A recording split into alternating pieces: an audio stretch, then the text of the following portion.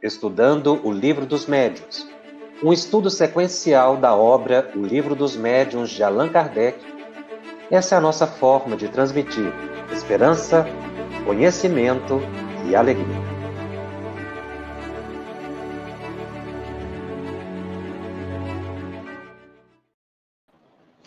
Olá, estamos iniciando o programa de número 82 da série Estudando o Livro dos Médiuns, aqui pela FEB TV. E é uma alegria estar mais uma vez com você para darmos continuidade ao estudo de O Livro dos Médiuns, numa visão transcendente da vida. Nós estamos no capítulo 20 da segunda parte de O Livro dos Médiuns. Este é o quarto programa, o programa de número 4, que nós fazemos sobre este capítulo, intitulado por Allan Kardec, A Influência Moral do Médium. Aqui Kardec vai estudar a influência moral do médium nas comunicações, em todas elas, tanto na intuitiva, quanto na psicofonia, nas suas variadas modalidades, quanto na psicografia. Kardec verificou que as condições pessoais, o modo de ser, o ato de refletir sobre a vida em tons pessoais, a mágoa, a vaidade, o orgulho, conseguem interferir na possibilidade de recepção da mensagem. E no item 227, Allan Kardec faz exatamente esse comentário. Ele diz: se o médium, do ponto de vista da execução, não passa de um instrumento, exerce, todavia, influência muito grande sobre o aspecto moral. Ou seja, existem dois aspectos no fenômeno mediúnico. O ato de psicografar, entrar em transe psicofônico, ou intuir, o processo, o mecanismo, é puramente físico, psíquico e espiritual. Há um envolvimento do corpo, do perispírito, da mente, que se liga, se conecta a uma outra entidade. Isso é algo instrumental, mecânico, se refere ao mecanismo. No entanto, a influência moral, ou seja, os aspectos morais do indivíduo, interferem exatamente no instante em que o médium se sintoniza e busca a melhor mensagem, a melhor comunicação psíquica, a segura orientação, a verdade do plano espiritual.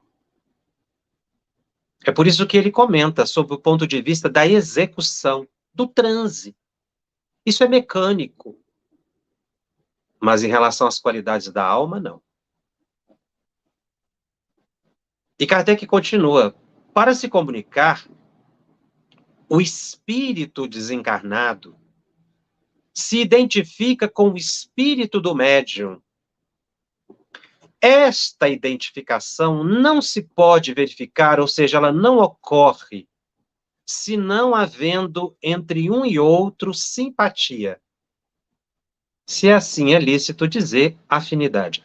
Ou seja, se não houver uma identificação, uma simpatia no sentido de gostar das mesmas coisas, ter os mesmos desejos, os mesmos ímpetos, e é o que ele chama de afinidade, a sintonia não se faz. Porque sintonia não se improvisa. Então, é preciso que haja uma identificação entre o médium e o espírito, de qualquer categoria. Isso para sintonizar com espíritos elevados ou para sintonizar com espíritos inferiores. É preciso que haja uma identificação psíquica.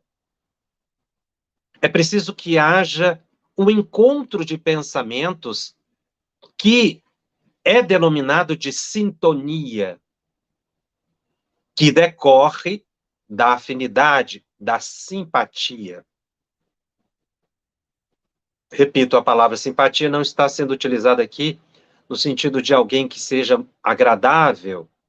Não, é alguém com quem exista um vínculo emocional para que se estabeleça uma ligação sensorial.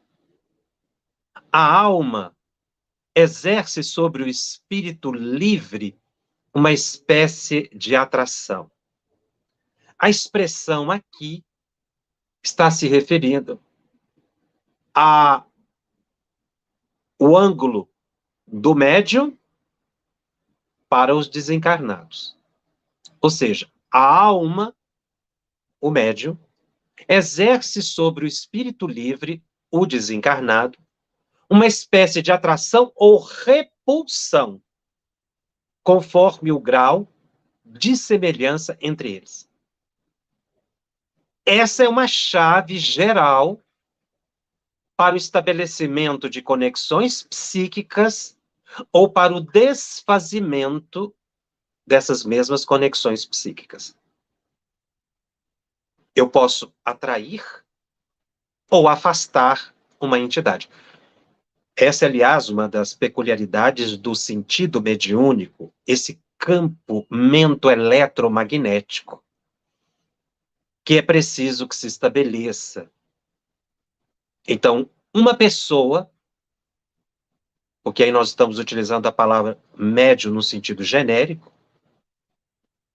uma pessoa, ela é capaz de atrair ou afastar de si entidades segundo a semelhança ou a dessemelhança que exista entre ambos. Então, se eu quero me desligar psiquicamente de uma entidade que esteja me perturbando, a primeira coisa que eu preciso considerar é que essa entidade encontrou em mim um elemento de sintonia. Pode ser porque eu tenho uma percepção psíquica ampla, por um momento de invigilância, ou às vezes até por uma provação, uma expiação, que às vezes não está ligado à invigilância dessa vida, mas os benfeitores espirituais permitem companhias espirituais para que a gente vá se aprimorando. No entanto, se eu modifico o meu ângulo de pensamento, se eu mudo a minha atenção, eu desfaço essa sintonia, porque é impossível ficar o indivíduo com uma dupla sintonia.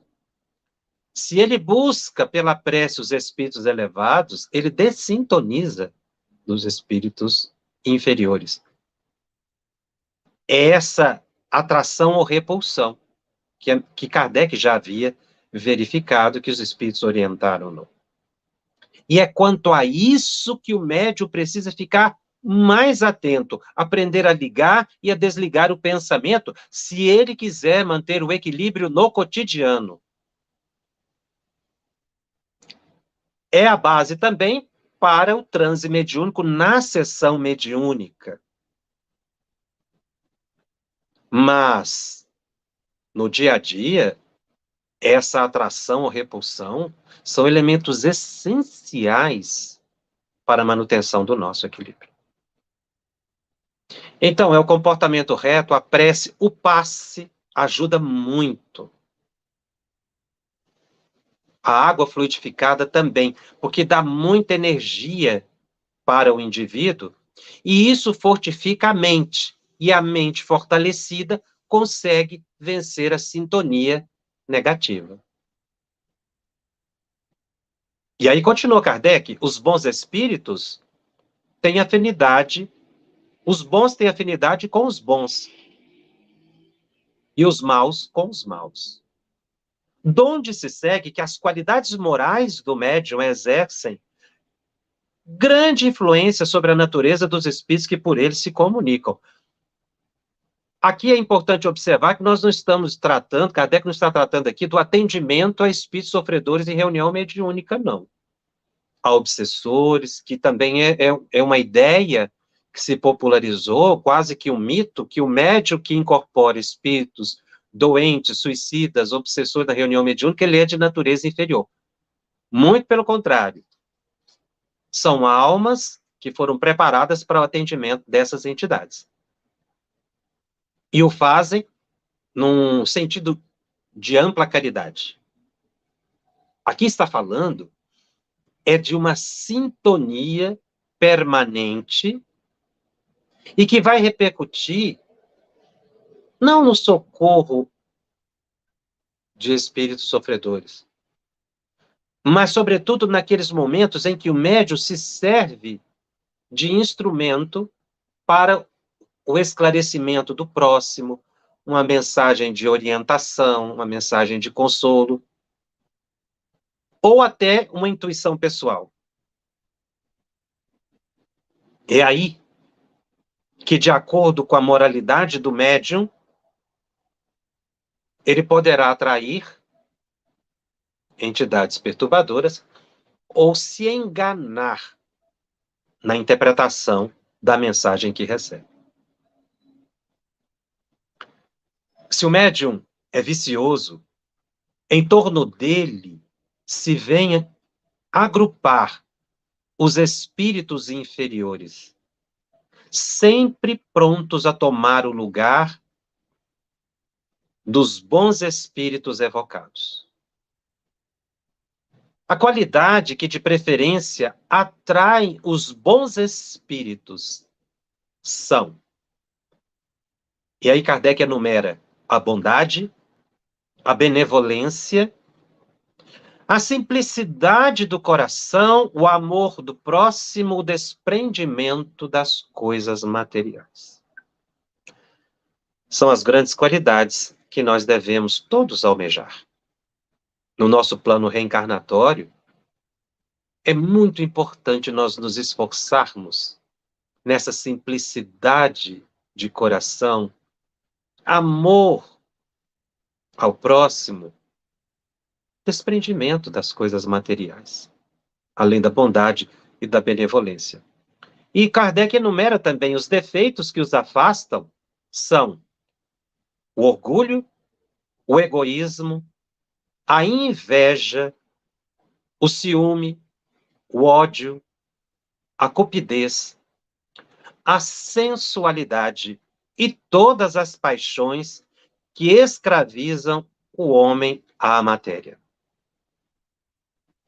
No item 228, Kardec continua desenvolvendo o mesmo pensamento, dizendo: todas as imperfeições morais são outras tantas portas abertas ao acesso dos maus espíritos. Aqui ele já está introduzindo o assunto, que vai ser motivo de próximos capítulos, que é a obsessão, que é um tema extremamente instigante, muito importante, e que Kardec vai já dando algumas pinceladas aqui, quando fala dessa porta psíquica aberta aos espíritos maus. Ou seja, nós criamos um ambiente psíquico favorável a entidades inferiores. Todas as pessoas. Isso aqui não é um problema de médium. Todas as pessoas passam por essa situação. Aliás, nós podemos dizer que essa realidade, ela decorre da nossa inferioridade espiritual. E é esse enfrentamento de nós para conosco, é esse enfrentamento nosso com as almas que já viveram na Terra, as pessoas que estão fora do corpo físico, que nos ensina o grande controle da porta psíquica, aqui a expressão utilizada é porta aberta. Então, a gente precisa tomar conta, digamos assim. Nós precisamos estar no manuseio firme dessa porta psíquica. Muitas vezes a nossa porta mental, ela é instável, né? E sem controle, os aventureiros vão encontrar aí uma possibilidade de influenciação. A imagem porta aberta é muito interessante, exatamente por causa da ideia de conexão psíquica de um pensamento que acaba sendo acessado por outro pensamento. Então, nós precisamos fazer com que a nossa mente seja uma porta segura, aberta aos bons espíritos, sem abertura aos espíritos inferiores. Traduzindo isso, nós podemos falar em disciplina psíquica. É esse controle. É por isso que, na nossa faixa evolutiva, nós vamos enfrentar muito ainda situações de descontrole psíquico, até que a gente vá controlando ao longo das reencarnações. Isso não é da noite para o dia, nem os espíritos pedem isso. Eles mostram a meta. A disciplina é uma conquista. Disciplina nunca foi uma imposição. Não é algo exterior. Porque esse controle de portas aqui é algo do indivíduo. Ninguém faz por mim. Não adianta a gente determinar que o outro faça. É um aprendizado. É um aprendizado.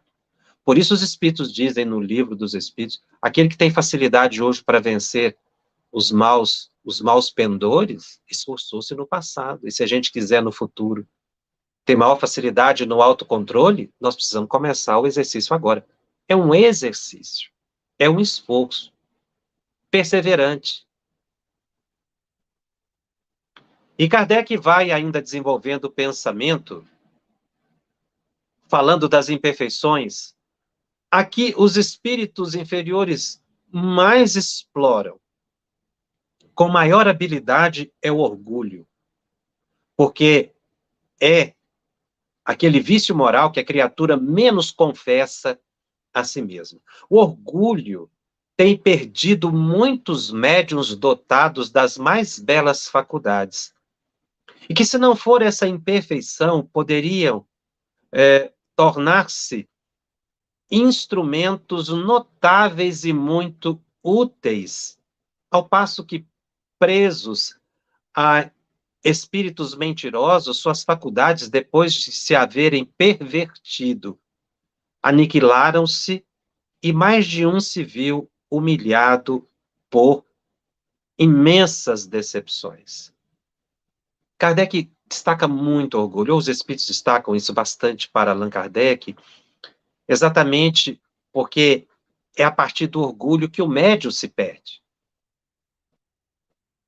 Inclusive de não aceitar as orientações que se pode colher dos estudos, as leituras edificantes, o excesso de autoconfiança, acreditar nos nomes famosos, exclusivamente no seu mentor, fechar os ouvidos a todas as orientações, acreditar-se autossuficiente, que já está pronto para o enfrentamento, que nada mais tem a aprender, ou que desistiu da tarefa, que está cansado, que essa questão de espiritismo é muito complexa, eu vou seguir a minha vida, são manifestações de orgulho e de egoísmo. Porque se contrapõe à humildade daquele que trabalha incessantemente em benefício do próximo.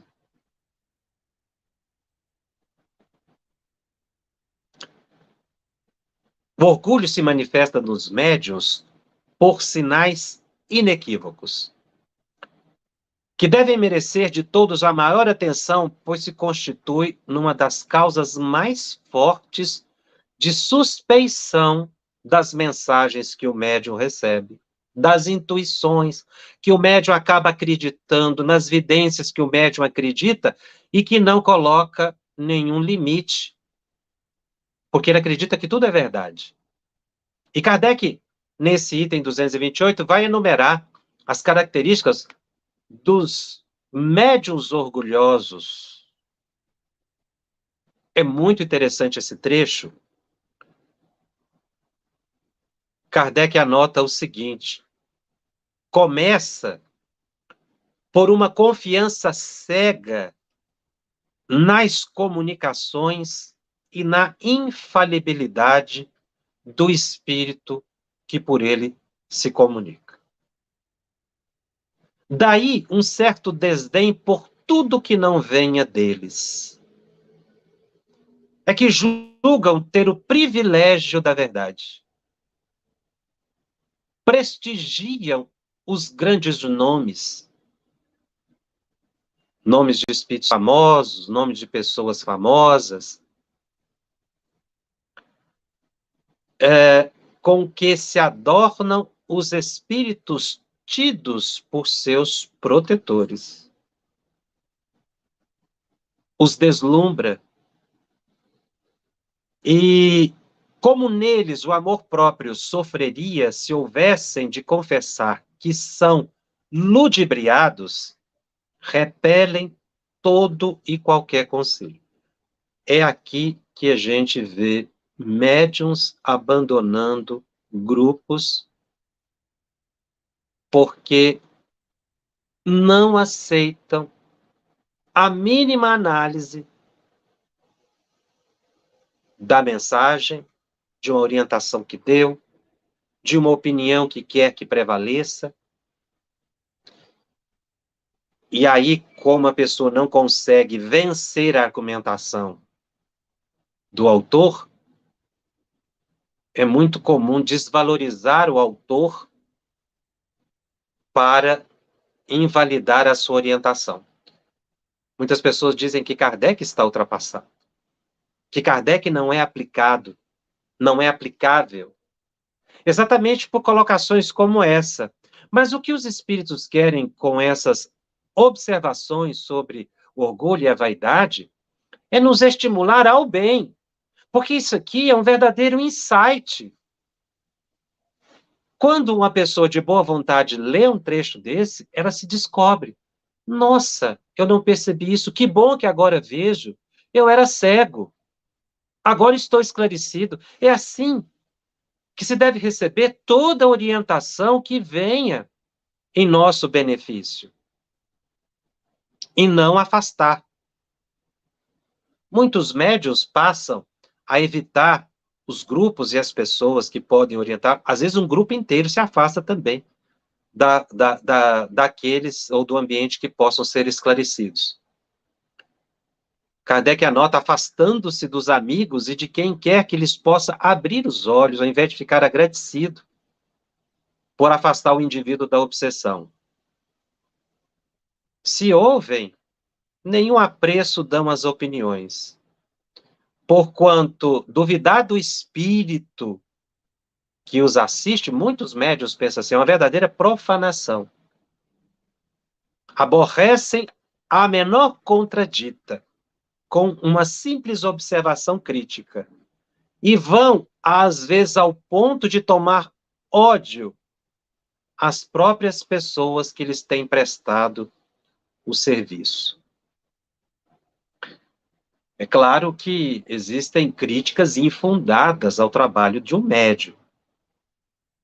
O médium tem que receber toda crítica com prudência, humildade e bom senso. Se autoanalisar. Perceber que, na verdade, a crítica não está para com ele, mas em relação ao espírito que, porventura, esteja enganando e a pessoa ficar agradecida, como acabei de dizer. Mas se a crítica é pertinente. Agora, analisar a pertinência de uma crítica, não é?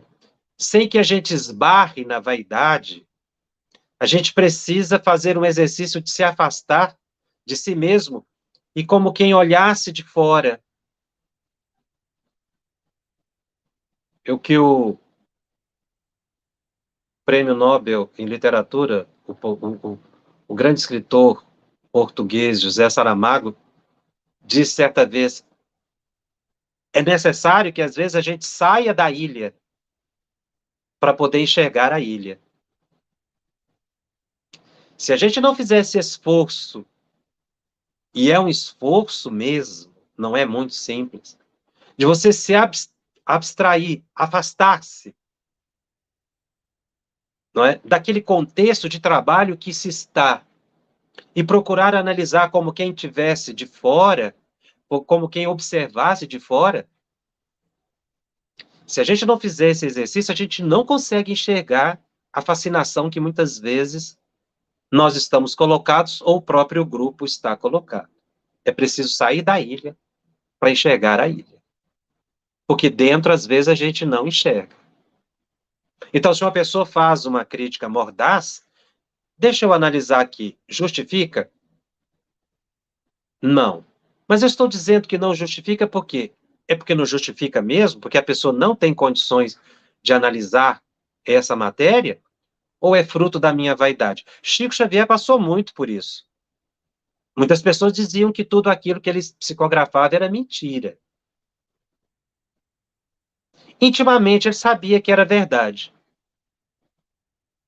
Mas ele nunca dispensou o auxílio de pessoas mais amadurecidas, sobretudo no início, para ajudá-lo a sair da ilha, a olhar de fora o próprio trabalho e chegar à conclusão que eram críticas infundadas.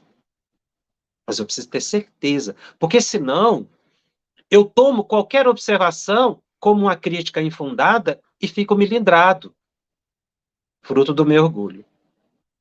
Veja como a nossa psique, ela, nesses instantes, sofre grande influência realmente.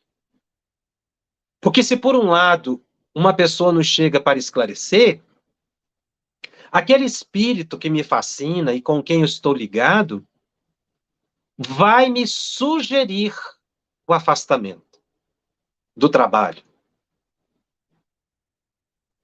Se as coisas não acontecem do jeito que eu quero, o mais fácil é afastar. Mas esse não deve ser o procedimento, sem nenhum enfrentamento. Mas a gente precisa analisar com bom senso. Por isso é um exercício psíquico que às vezes a gente precisa da ajuda de outras pessoas. Me ajuda aqui a refletir. Deixa eu enxergar isso aqui. Às vezes é até uma pessoa mais distante. Mas é preciso que a pessoa aceite. Porque muitas vezes a pessoa fica realmente muito chocada. Certa vez um jovem médium me procurou. Ele trouxe quase que uma resma de papel datilografado com psicografias. A primeira olhada, né, lendo algumas mensagens de aqui e acolá, não foi difícil de perceber que a qualidade literária era muito baixa, que os assuntos eram sofríveis, insuficientes, que não tinha nenhuma identificação, sobretudo com os espíritos que escreviam. Ali não havia uma psicografia autêntica. Mas falar isso, muitas vezes, não é muito simples. E nós procuramos colocar com muito tato, com muito jeito, com muito cuidado, para ver se não ofendia a pessoa. Porque também a gente não pode agredir a sensibilidade das pessoas. A gente precisa ajudar a pessoa a enxergar. Como eu disse, ajudar no insight, ajudar a sair da ilha. Olha para você mesmo identificar e analisar e superar. Mas não resolveu. A pessoa ficou melindrada quando nós o convidamos a refletir, a pensar o bem, a orar, a não fazer aqueles exercícios em casa, porque a pessoa fica muito vulnerável, as pessoas questionam, por que eu não posso psicografar em casa? O problema é a vulnerabilidade de uma pessoa iniciante fazer um trabalho mediúnico complexo sozinha.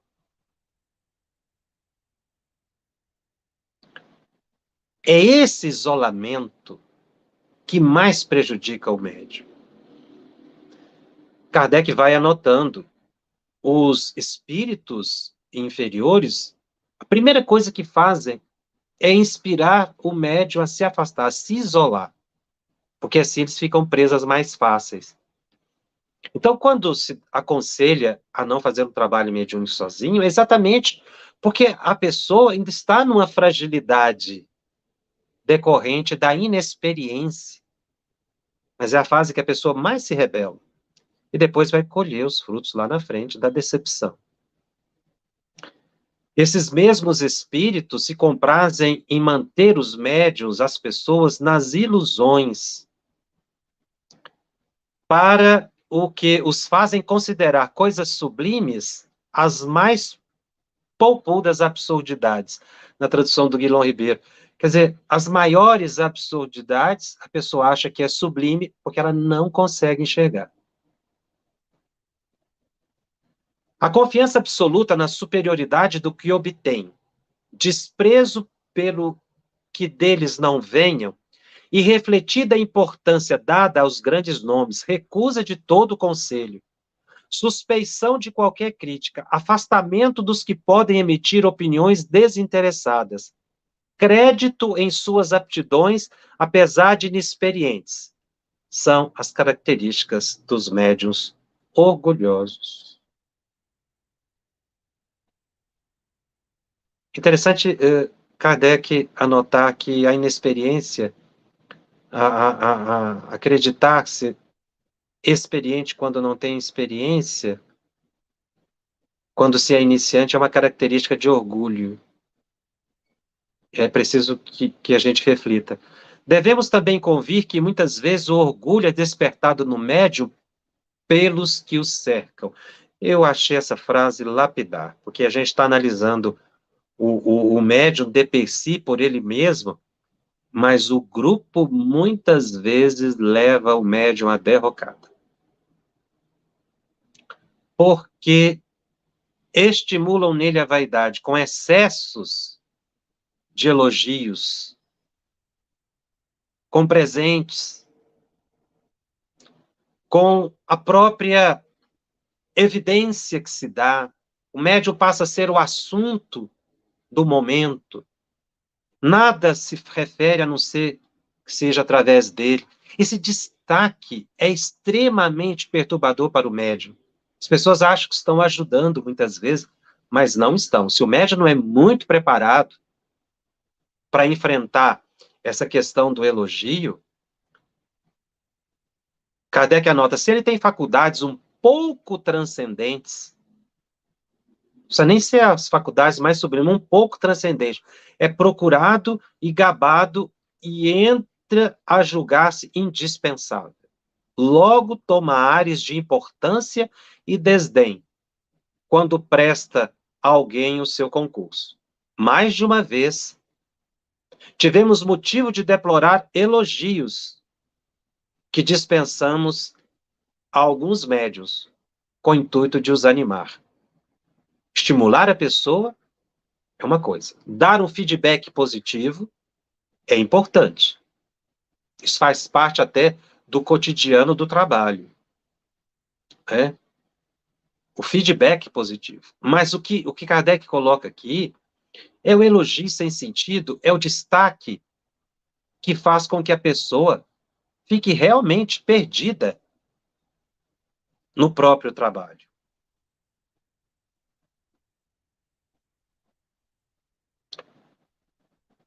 Ah, falando dessa questão de elogio, que é um tema que preocupa muito aos médiuns,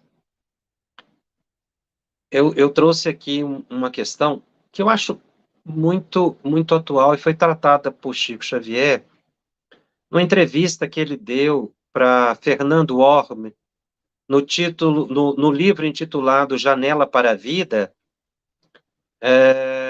publicado pela Livraria Editora Allan Kardec.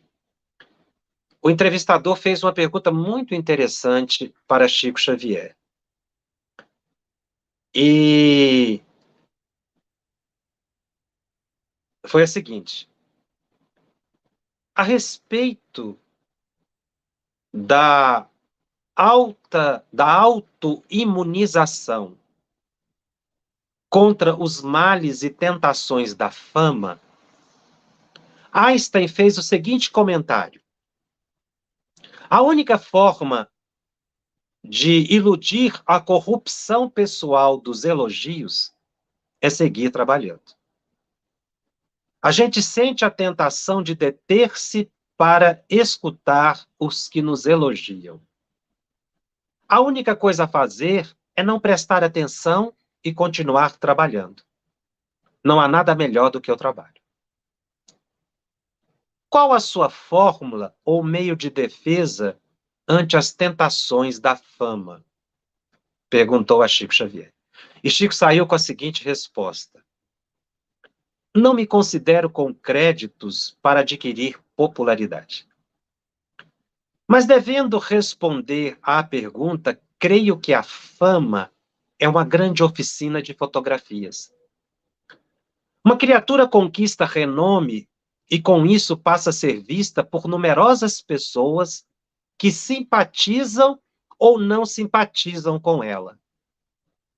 Começam aí as fotos da pessoa em causa. Fotos entre aspas. Cada amigo ou cada adversário apresenta a imagem que mentaliza e os retratos falados ou comentados vão aparecendo. Entretanto, no íntimo penso que uma criatura famosa se vê na realidade tal qual é, com muito mais necessidade de amparo a fim de viver do que de popularidade. Embora, a meu ver, as pessoas famosas devam ser agradecidas a quantos lhe dispensam a atenção. Não conhecia a fórmula de Einstein para que alguém se imunize contra os riscos do elogio, mas nela encontro um modelo de equilíbrio e sensatez. Aliás, Emmanuel sempre me adverte que o trabalho é o caminho da verdadeira paz, quando o trabalho se encontre alicerçado no bem.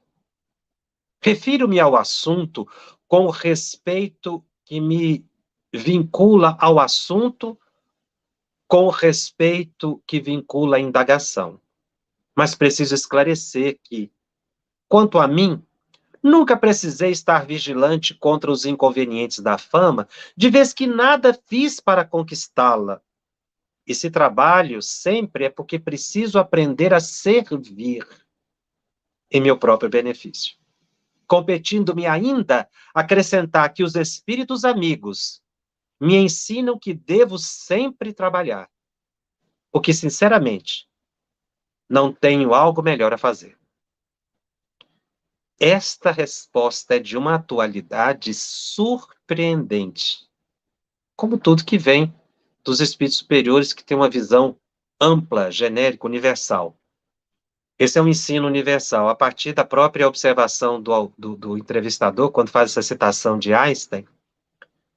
Mas no final, Chico diz: eu não tenho algo melhor a fazer senão trabalhar. Eu acho que essa é a fórmula para todos nós. Eu vejo muitas pessoas reclamando de influências espirituais, que essas influências atrapalham, que não tem tempo, que tem dificuldade, mas a resposta é trabalho. Quanto maior se reconheça em termos de inferioridade, de queda, de desequilíbrio, mais deve o indivíduo trabalhar, alicerçando o bem. Porque pelo trabalho a mente ocupa, e nós angariamos créditos espirituais, porque a pessoa que recebe o nosso benefício, o trabalho que fazemos, ela não quer saber do nosso caráter, ela fica agradecida pelo bem que recebe. Isso volta a nós em formas de ondas positivas. Por isso é que quanto mais inferior o indivíduo se considere, mais ele deve trabalhar e orar. É o contrário do que se pensa. A mediunidade exercida caridosamente é para quem detém a inferioridade. É para quem se considera incapaz. É aí que a gente tem que ser perseverante. Mas o início dessa resposta é que eu considerei extremamente atual, quando ele disse o seguinte: a fama é uma grande oficina de fotografias. Uma criatura conquista renome e passa a ser vista por numerosas pessoas que simpatizam ou não se simpatizam com ela. Eu me lembrei das redes sociais, que faz com que realmente essa imagem de fotografia, não é, fique bem clara no nosso pensamento, e a gente até posta muito essas fotos. E a fama é muito rápida, só que a fama atrai simpatia e atrai antipatia. Atrai aqueles que gostam da pessoa, mas atrai também os invejosos, os críticos. E quanto mais evidência a pessoa tem, maior é o problema que ela conquista para si própria. Mais vulnerável ela fica aos espíritos inferiores, os espíritos que iludem, que estimulam a vaidade. E aí a pessoa começa a se perder. A fama é um perigo. A fama na religião, então, é mais séria ainda. E eu colocaria a fama no espiritismo, que às vezes a gente, sem querer, estimula os indivíduos a uma pseudo-fama, quando, na verdade, nenhum de nós está fazendo nada além do que a própria obrigação. Se o trabalho tem repercussão, olha o que Chico colocou: eu não me preocupo com o problema da fama, porque eu não fiz nada para conquistá-la. Ele se imunizou. Então ele diz que as pessoas simpatizam. Aí começam as fotos da pessoa. Cada amigo ou adversário apresenta a imagem que mentaliza e os retratos falados ou comentados vão aparecendo. Cria-se sintonia, é o que ele está dizendo aqui. Ou seja, vão criando os vínculos obsessivos de encarnado para encarnado e estimulados por desencarnados. Se a fama é consequência do trabalho da pessoa, a pessoa deve reconhecer as suas próprias qualidades. Como o Chico disse, eu não fiz nada para merecer a fama, ele só psicografou. Ele não era autor dos livros. Então, ninguém é dono da doutrina espírita. Não se julga, não é justo que tiremos vantagem de um patrimônio que não nos pertence, a partir da própria fama. E se muitas vezes utilizamos isso, será no futuro tormento para a nossa própria alma, que, não sabendo aproveitar a oportunidade do trabalho, transformou isso em campo de crescimento pessoal na própria vaidade, e não em termos de espiritualidade. São essas fotos psíquicas, não é, que as pessoas invejosas vão irradiando, e a pessoa que é alvo dos pensamentos malfazejos acabam se enfraquecendo e ficando extremamente perturbadas. E se perdem no contexto do trabalho. Porque, como disse o próprio Chico, uma criatura famosa precisa de muito amparo a fim de viver, muito mais do que de popularidade. Isso aqui é uma regra geral. Os artistas, as pessoas que detêm um renome muito grande, uma simpatia de um grande público, também merecem as nossas preces. Não é só o aproveitamento do trabalho belíssimo que muitos artistas fazem. Chico está dizendo isso aqui, que nós precisamos orar por eles também, porque são pessoas muito assediadas. Por isso que não devem ser invejadas, mas respeitadas e apoiadas, porque se reencarnaram com um talento artístico excepcional, Isso decorre da necessidade do nosso planeta, também da arte, da alegria, da diversão, que faz parte do nosso processo evolutivo. Então, pessoas, artistas, são preparados na vida espiritual para desempenharem aqui um belo trabalho, trazer alegria para a comunidade, porque a arte também espiritualiza, né? Então, uma pessoa muito talentosa, ela tem compromissos com o grande público. Ela vai ficar efetivamente famosa. Ela até reencarnou. Às vezes a fama para muitas pessoas é uma provação, uma expiação.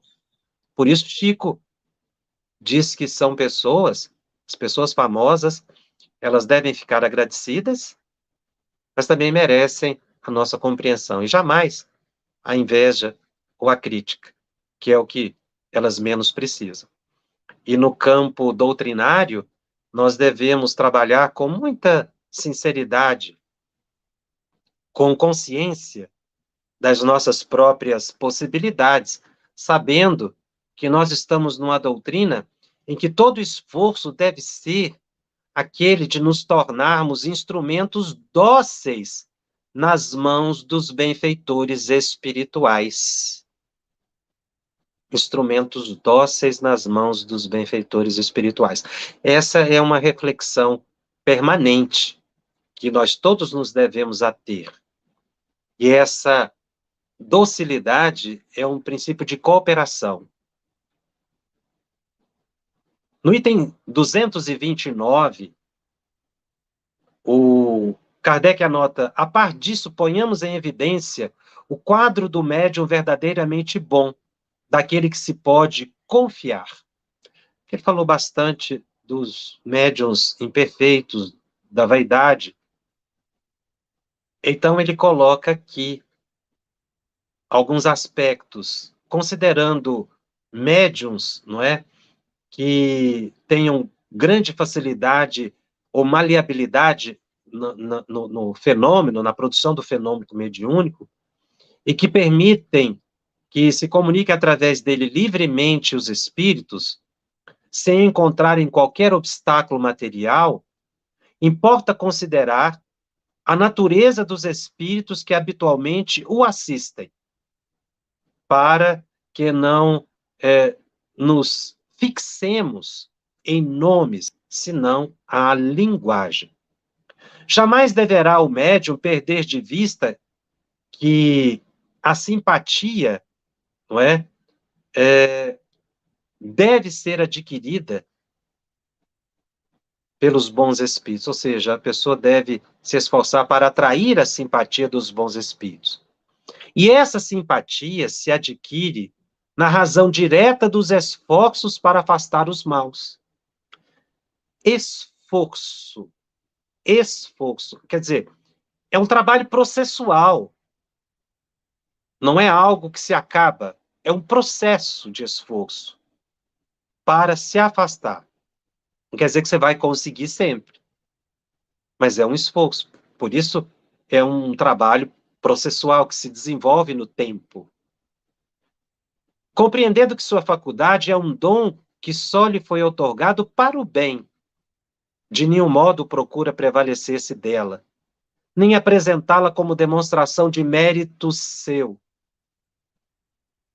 Aceita as boas comunicações que lhe são transmitidas como uma graça de que lhe cumpre tornar-se cada vez mais digno pela sua bondade, pela sua benevolência, pela sua modéstia. O primeiro se orgulha de suas relações com os espíritos superiores.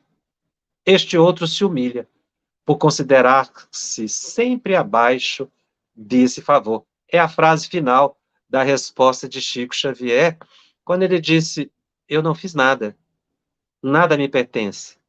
Por isso, eu não tenho que me preocupar com a fama. Então, no caso do Chico, a popularidade dele decorreu do próprio trabalho, obviamente, foi uma consequência, não foi uma construção de marketing em torno da própria imagem, pois que Chico nunca buscou a evidência pessoal, nunca fez nenhum trabalho em torno de sua pessoa que o destacasse. Eu cito o Chico Xavier Mas nós temos também grandes outros nomes no movimento espírita que merecem o mesmo entendimento de que sempre se esforçaram para colaborar, e se o seu trabalho atingiu as grandes massas, isso decorre do trabalho em si, e não de um esforço do indivíduo em alto destaque. Existem muitas pessoas que são até tímidas diante do grande público, mas, infelizmente, não é regra geral. Existem aqueles outros que fazem um grande trabalho de propaganda pessoal e que nós todos devemos estar alertas e orar em benefício, como disse Chico, desses que guardam a fama, a fim de não se manterem nas ilusões das conquistas materiais. No próximo programa eu encerro esse capítulo, nós ainda vamos ficar mais um programa neste capítulo, porque ele é um capítulo muito importante, e na semana que vem eu vou ler o item 230, que é uma belíssima mensagem do Espírito Erasto, que fecha esse capítulo, mas traz instruções extremamente importantes, sobretudo em relação ao mecanismo da comunicação e a influência, como ocorre realmente a interferência das qualidades morais, a interferência psíquica no fenômeno da comunicação mediúnica. Por isso eu vou deixar, dada a importância dessa mensagem, para a próxima semana, a fim de que a gente aproveite bem esses momentos trazidos pelos benfeitores espirituais de reflexão. São os momentos, não é? Ou esse é um momento do livro dos médiuns que nos convida ao autoconhecimento. Bom, algumas perguntas aqui que nós vamos tentar responder. Como saber que estamos sendo enganados? A Maria Mendonça nos faz essa pergunta. Como saber que estamos sendo enganados? Nós colocamos aqui, e Kardec nos mostra, que primeiro a gente precisa considerar a possibilidade de estar sendo enganado. Já é algo muito importante para a gente sair de qualquer plano de fascinação. Quando eu já considero a possibilidade de estar sendo enganado, eu começo a refletir e ficar mais vigilante. E se eu tenho dúvidas ou inseguranças, eu estudo mais, preciso pesquisar mais sobre esse tipo de fenômeno no qual estou envolvido e ouvir também o aconselhamento de pessoas mais experientes. A busca da prece, a humildade. Observar-se interiormente o que me move no trabalho. É o desejo de fazer o bem ou é por vaidade? Às vezes a gente fica travado no excesso de vaidade. Desculpe, no excesso de medo de vaidade, no excesso de pudor, digamos assim. Então a pessoa, não vou trabalhar porque eu não sou perfeito, eu posso errar, eu posso estar sendo vaidoso. Isso também é um outro obstáculo, que a pessoa não deve entrar por esse caminho. É simplesmente trabalhar e deixar os créditos para os espíritos superiores.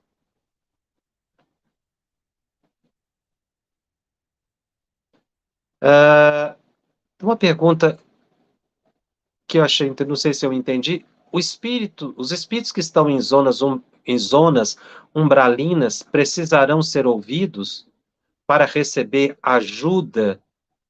Os espíritos que estão em zonas umbralinas, segundo André Luiz, sempre recebem auxílio, nunca estão desamparados. A gente tem uma falsa ideia dessa região umbralina como se ali fosse um local de sofrimento e que não existissem benfeitores espirituais naquele lugar. Aliás, segundo uma mensagem de André Luiz, é um dos ambientes que tem maior número de benfeitores espirituais, nas zonas umbralinas. A questão é que muitas vezes a pessoa que está lá não quer sair de lá. É outra coisa. E nós daqui podemos estar sempre ajudando. Lembrando que o umbral começa aqui no plano que nós estamos, né? porque é uma faixa em torno do planeta, não é um lugar específico. Então, eles não precisam ser diretamente ouvidos, eles vão receber os nossos bons pensamentos à distância. A busca, Roseli pergunta, a busca pelo conhecimento através dos estudos ajuda o médium a ser menos enganado, mesmo sendo ele de boa índole? Sim, o estudo, a reflexão, porque nós falamos em estudo, mas é um estudo reflexivo, meditativo. Como eu disse, fazer esse esforço de sair da ilha, de se olhar, se autoavaliar, sem excesso de piedade, sem depressão, sem justificação. Mas um processo natural de amadurecimento, né? O estudo ajuda realmente nisso. O Aurelino Santos faz uma pergunta, um comentário. Frequentemente ouvimos no mundo terreno, ninguém é dono da verdade. E no mundo espiritual podemos afirmar que os espíritos são donos da verdade? Se eles conhecem a verdade, por que alguns permanecem no erro? Aurélio Santos, desculpe. Aurélio Santos, os espíritos, quando a gente fala espírito, nós estamos falando das pessoas. Só. A diferença é que estão fora do corpo físico.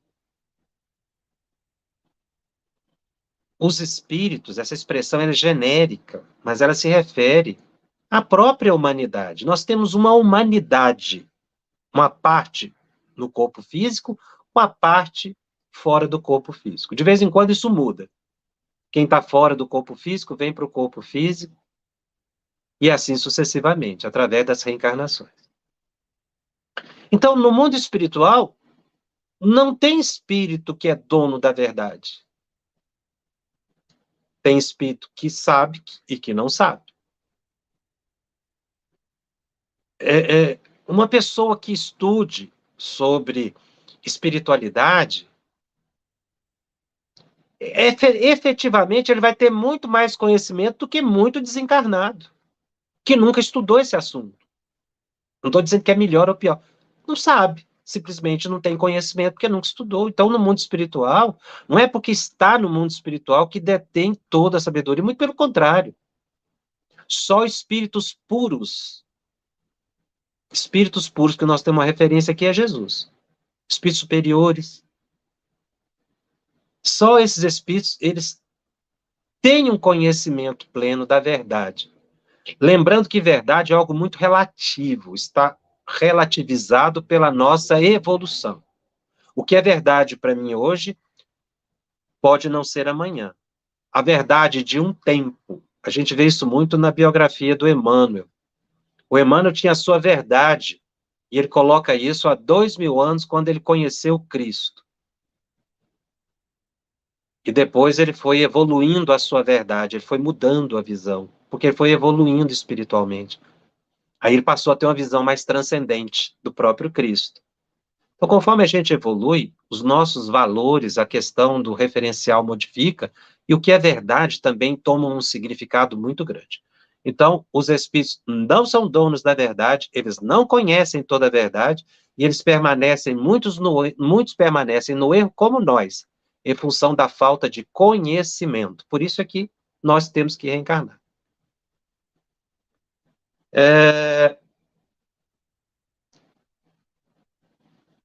A Jane pergunta, Jacobson, na reunião mediúnica, se dou comunicação a espíritos trevosos, eu tenho mesmo identidade e sintonia com eles? Não necessariamente. Aqui você, Jane, está sendo utilizada como um médium a benefício de pessoas sofredoras.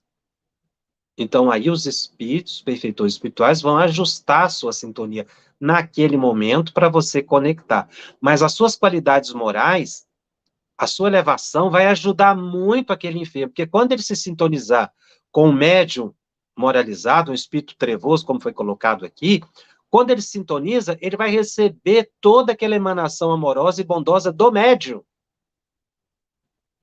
Então, quanto mais evoluído o médium, mais ele atende espíritos inferiores, porque ele tem muito a oferecer para os espíritos inferiores, que já se beneficiam do próprio contato psíquico. Chico Xavier, na biografia dele, manifestou por ele muitos espíritos sofredores. Muitos. de categorias dessa aqui que foram mencionadas e outras. Tá? Então, o espírito inferior sempre se beneficia do contato com o médium. Não tem essa relação de sintonia que eu falei. Por isso que eu falei que aquela explicação de sintonia era para o cotidiano. Claudine, boa noite, Jacobs. É possível também os obsessores se utilizarem de terceiros para desequilibrar o médium? Como identificar e agir nesses casos? Claudine, é a coisa mais comum que tem, são os obsessores utilizarem terceiros para desequilibrar o médium. Por incrível que pareça, porque às vezes ele não consegue atingir o médium, que é vigilante. Psiquicamente não, mas ele vai encontrar alguém vigilante. E poderá essa pessoa ser instrumento para atacar o médium, para agredir o médium, para perturbar. É fácil identificar, não é? Basta você observar que quando o indivíduo está trabalhando no evangelho, surgem muitos perseguidores, encarnados e desencarnados. Esse é um fato. Trabalhar para o Cristo é atrair antipatias dos espíritos inferiores, pelo menos no nosso plano evolutivo. E é por isso que a gente tem que trabalhar cada vez mais.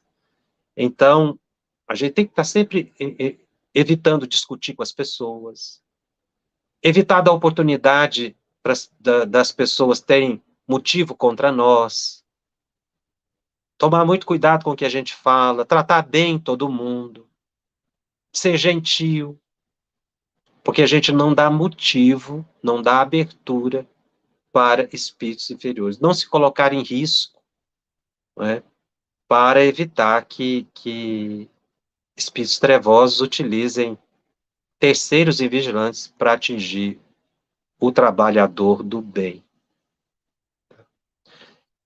E também essa perturbação, ela vem sutil, começa com elogio, estímulo, e aí vai fazendo com que o médium fique num pedestal e vai se elevando. Isso não é bom.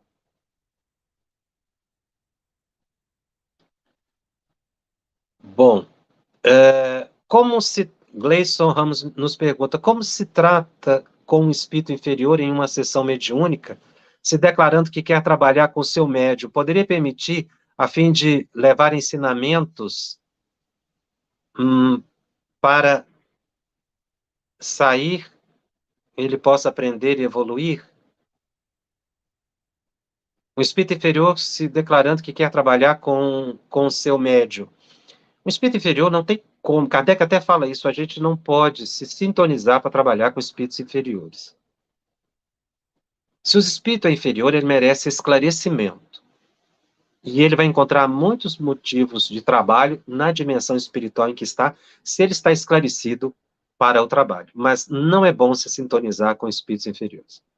Principalmente se eles dizem que quer trabalhar com o médium.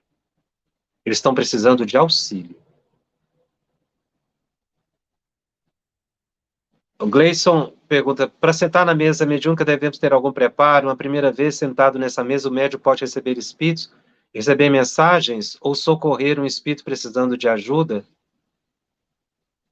Olha, o Gleison, uma pessoa para participar de uma reunião mediúnica, você usa a expressão aqui, mesa mediúnica, é uma expressão, mas na verdade é reunião mediúnica, a pessoa precisa ter sim um preparo, ter um estudo, como esse que nós estamos fazendo, e outros mais específicos para o desenvolvimento que só é feito na casa espírita. Na primeira vez que o médium senta na mesa, ali, participa do trabalho, ele pode sim entrar em transe, dependendo da peculiaridade mediúnica dele. Mas esse é um evento, não é, que não dispensa um desenvolvimento e um preparo que deve ser conseguido.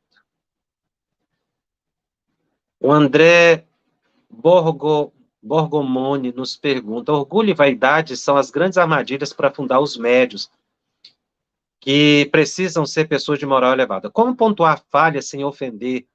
Ou não devemos ter essa preocupação? Pontuar falhas sem ofender, essa colocação é interessante. Se a pessoa busca a palavra de orientação, amiga, não é? Ela é capaz de entender e não ficar ofendida. Se nós estamos num grupo mediúnico, nós precisamos ter uma intimidade, uma amizade tal, que a gente possa falar sem medo de ferir, mas falar de tal modo que a gente colabore com a melhoria da pessoa e não criticar para que a pessoa se sinta diminuída. Isso é muito ruim. Criticar uma pessoa apontando falhas para diminuir. Mas tem muitas formas da gente mostrar para a pessoa que ela precisa se melhorar e ajudá-la a enxergar o caminho. Porque não basta dizer que ela está errada, é preciso que a gente aponte o bom caminho, que a gente ajude a pessoa e às vezes até vá junto com a pessoa. Então, quando a pessoa percebe que existe uma boa vontade no coração de quem fala, ela não fica ofendida. Não é simplesmente uma questão de colocar a fala de forma melíflua para dizer. É dizer querendo a simpatia, a amizade, o auxílio, o melhor para a pessoa. E aí a pessoa tem que perceber o sentimento de quem está falando. Bom, eu vou ficando por aqui. Lembrando sempre que o nosso programa está disponível também em podcast no canal da FEB, no Spotify e nas demais plataformas de áudio streaming. Os nossos encontros semanais ficam gravados e disponíveis gratuitamente. Divulgue e compartilhe com aqueles que não puderam assistir ao vivo. Se você tem dúvidas acerca da mediunidade, ou gostaria de ficar atento à programação da FEB TV, acesse o nosso Telegram, o grupo @FebTV_Médiuns. Se você deseja encontrar todo o conteúdo estudado em O Livro dos Médiuns em um só lugar, acesse o site febtv.com.br/médiuns. Você encontrará também as perguntas respondidas no Telegram. E, finalmente, lembrando que a FEB TV disponibiliza 3 oportunidades de estudo de obras básicas. Segunda-feira, às 20 horas, hora de Brasília, estudando o Livro dos Espíritos.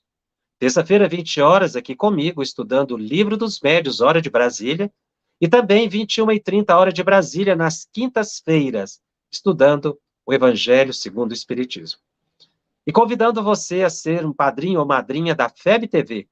Ajude a FEB TV a continuar, a prosseguir, divulgando o trabalho no bem, estimulando as pessoas à alta espiritualidade. Nós agradecemos você que colabora. Se você ainda não colaborou, ainda tem oportunidade de ajudar para que a FEB TV cumpra a missão espiritual que veio. Ela precisa de todos nós. Eu te aguardo na semana que vem para mais um Estudando o Livro dos Médiuns. Até lá. Estudando o Livro dos Médiuns. Um estudo sequencial da obra O Livro dos Médiuns de Allan Kardec.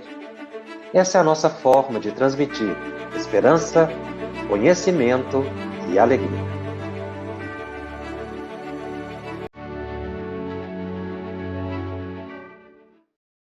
Aproveitando a minha expressão de gratidão, dizer que tu continues a participar, colaborando tanto quanto possível, para que esta proposta de amor e de paz continue a celebrar a vida por mais longos anos, porque a necessidade do mundo é impiedosa, crescente. E nós não podemos, que vivemos o bem, ficarmos ociosos, parados e contemplando, achando que Deus vem fazer aquilo que nós precisamos fazer. Minha gratidão, o meu abraço e o meu terno convite para que continuemos juntos com a FEB TV no ar, brilhando luz.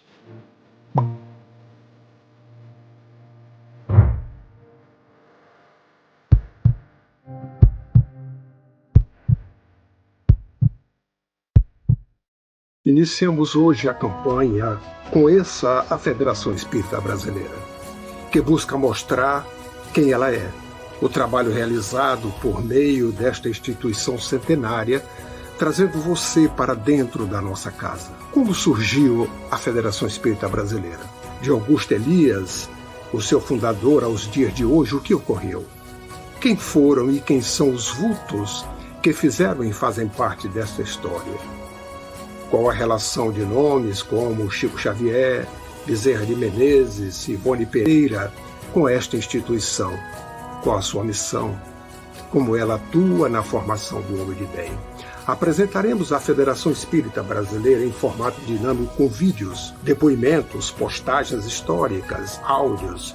Conheça e faça parte desta família.